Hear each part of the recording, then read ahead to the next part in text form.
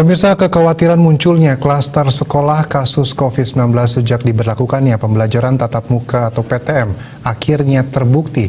Kini kasus positif COVID-19 yang menjangkiti siswa semakin banyak setelah sebelumnya puluhan siswa di SMA Negeri 1 positif COVID-19, disusul SMA Negeri 7, kini giliran SMA Negeri 8. Dua siswa di sekolah tersebut positif COVID-19.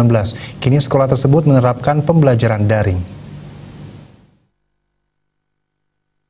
Kondisi ini pun menjadi perhatian serius jajaran Pemkot Denpasar.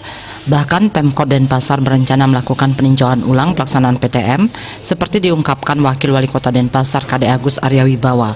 Pihaknya bersama Satgas Penanganan COVID-19 akan melakukan rapat untuk menyikapi perkembangan COVID-19 yang kembali meningkat. Rapat akan dilaksanakan dengan semua pihak terkait, termasuk Dinas Pendidikan, mencari solusi terbaik dalam penanganan PTM.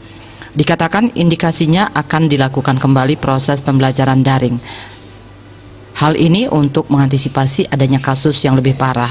Pihaknya juga melihat sejumlah siswa sudah ada yang terpapar, seperti yang terjadi di SMPN 1 Denpasar, serta beberapa sekolah lainnya. Nanti akan diputuskan yang terbaik bagi kesehatan siswa. Kemungkinan akan mengarah kembali ke daring. Kemudian akan secara berkelanjutan dievaluasi. Jika sudah melandai, baru akan kembali diputuskan PTM.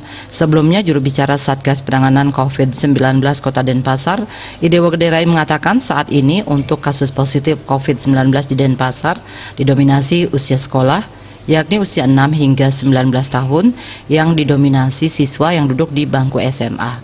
Asmara Putra Bali Pos melaporkan.